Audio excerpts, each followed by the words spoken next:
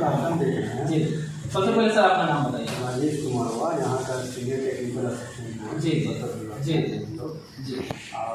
गांधी जी वहाँ आए, वो गांधी जी के अपने हाथ से निर्माण, गांधी जी माँ कस्तूरबा जी और उनके सहयोगी जो टीम वर्क बना था शिक्षक लोग का, वो सब मिलकर वो कुटिया का निर्माण किए। गांधी जी यहाँ पर आए, यहाँ एक 3 कटिया प्रथा की चलती थी चंपारण की, जो खेती की, जो नील की खेती होती थी, मजे हो जाती थी, आप लोग भी जानते हैं। तो यहाँ के थे राजकुमार शुक्ल जी थे, राजकुमार शुक्ल, उसका फोटोग्राफ भी गैलरी में लगा हुआ है। यहाँ एक साधारण परिवार के एक किसान थे राजकुमार शुक्ल। तो जब अंग्रेज लोग का इतना अत्याचार होता था तो सब पाँचों उंगली बराबर नहीं है। तो राजकुमार शुक्ल अंग्रेज का पहला बंदा था। पहले राजकुमार शुक्ल किसान एक ऐसा बंदा था जो अंग्रेज लोग के खिलाफ बिल्कुल बजाएं, सिंगल हिम्मत जुटाए उसके खिलाफ बोलने के लिए। यहाँ ACMN थे, यहाँ का देख रेख करते थे चंपारण का, और जो भी अंग्रेज का ही जो है बता रहे हैं। तो यहाँ काफ़ी अत्याचार होता था। तो वही राजकुमार शुक्ल जी उसके खिलाफ उठे, बगावत किए। तो राजकुमार शुक्ल जब उसको बगावत किए तो क्या करते थे, ACMN जो थे अपने सिपाही लोग को भेजकर उस पर टॉर्चर करना, उसका जबरन अनाज मांगना, समझे, नहीं करते थे तो उसके खेत में आग लगा देना, यही करते थे। तो वो उस समय गांधी जी साउथ अफ्रीका से जब आए थे, गोरा काला का मतभेद खत्म कर हीरो बन के आए थे। तो राजकुमार शुक्ल जी को किसी से पता चला एक बंदे हैं, ऐसे महापुरुष हैं जो यहाँ के कष्ट से हम लोग किसानों को मुक्ति करा सकते हैं, मुक्ति दिला सकते हैं। तब राजकुमार शुक्ल जी प्रण किए, तो लखनऊ गए अधिवेशन में, कांग्रेस कमेटी का अधिवेशन चल रहा था लखनऊ में। तो वहाँ गांधी जी के पास गए, यहाँ से पैदल ही गए, चना उना बांध के, हम टिपली कहानी बता रहे हैं। तो गए, तो वहाँ से जाने के बाद यहाँ के दास्तान सुनाए, औरों की सुनो, मेरी भी दास्तान सुनो, चंपारण की पूरे कहानी वाक़या रूलों को बतलाएँ कि ऐसे ऐसे किसान के साथ अत्याचार होता है, जबरन खेती कराया जाता है, और कराने के बाद सही जो मूल होता है मेरे ज़मीन का वो दिया नहीं जाता है, और ज़मीन की नील की खेती होने के बाद ज़मीन बंजर हो जाती है। तो गए, तो गांधी जी बोले ठीक है मैं आऊँगा, फिर नहीं आए। फिर लखनऊ के बाद फिर कलकत्ता में हुआ अधिवेशन, वहाँ फिर पहुँचे राजकुमार शुक्ल जी। तो वहाँ बताएं, तब गांधी जी आए। यहाँ आने का मकसद था कोल्डी के जाँच में आए कि आखिर क्या कारण है कि इतना ये बता रहे हैं वहाँ का कहानी, क्या हो रहा है कहानी को हम देखने के लिए चलते हैं। तब गांधी जी आए, मोतिहारी से होते हुए आए 15 अप्रैल 1917 को। फिर आपका 22 अप्रैल 1917 को बेतिया में आए, आज़ादी धर्मशाला है उसमें आए। वहीं पर किसानों का स्टेटमेंट लिया गया।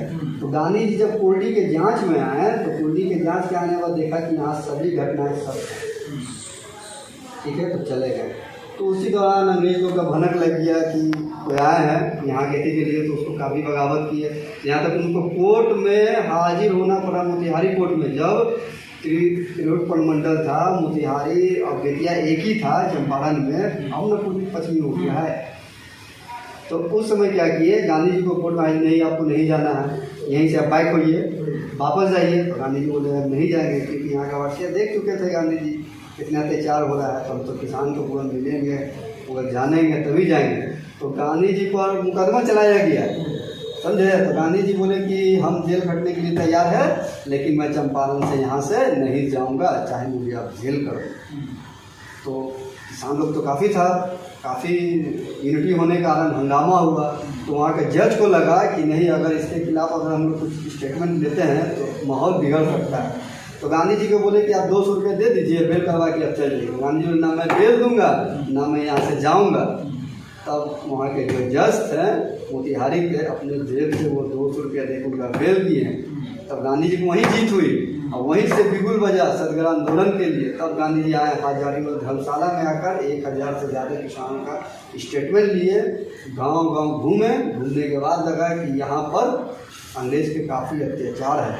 तब घूमने के बाद जब आए गांधी जी तो लोगों से मिले, तो लोगों से मिलने के बाद गांधी जी बोले कि यहाँ पर शिक्षा की कमी है, लोग साफ़ सुथरा नहीं रहते हैं, तो सबसे पहले हमको इसको दूर करना है। तो गांधी जी तो जेल थे तो अपना जेल से मिल लेते थे। उनको लगा कि महिला का भी अति आवश्यकता है यहाँ पर, तो अपनी पत्नी को फिर आए गांधी जी चल गए।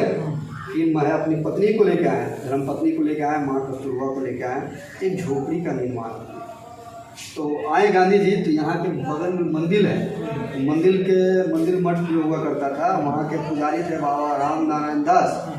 तो उस बाबा से बोले गांधी जी बितियरवा में जब आए तो यहाँ पे बोले कि बाबा हमको पाठशाला खोलने के लिए कुछ जमीन अधिग्रहण चाहिए ताकि हम लोगों को शिक्षित कर सकें, समझ रहे। तो गांधी जी बाबा थे राम नारायण दास बाबा, बोले ठीक है जाइए देख लीजिए कहाँ चाहिए। तो गांधी जी जहाँ जहाँ घूमे ना है, जितना दूर घूमे थे, तो ये ज़मीन गांधी जी के नाम से रजिस्ट्री हो गया है और उसका दस्तावेज गैलरी में भी लगा हुआ है। 11 कट्ठा 5 धुन ज़मीन है।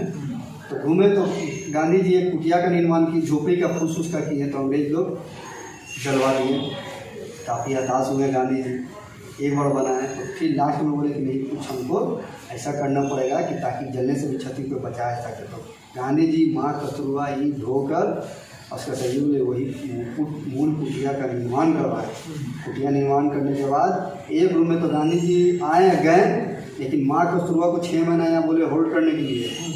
काफ़ी कैंपस खुला होता है, इसी में रहते थे और रह के माँ कस्तूरबा लोगों को जेल में शिक्षा देते थे, साफ सफाई कैसे रहना है। उस समय महामारी का काफ़ी प्रकोप चलता था, तो उस प्रकोप को दूर करने के लिए माँ कस्तूरबा घर घर में जाती थी, बताती थी, बाल खुद से बांधती थी लोगों को, सफाई कैसे रहना है, कुआं पे नहाना है, चापाकल पे नहाना है, तो वहाँ पर सफाई कैसे रखा जाए कि ताकि को लोगों को बीमारी से दूर किया जाए। नाखून काटने का हर एक चीज़, छोटा से छोटा चीज़ को माँ कस्तूरबा गांधी जी बताते थे।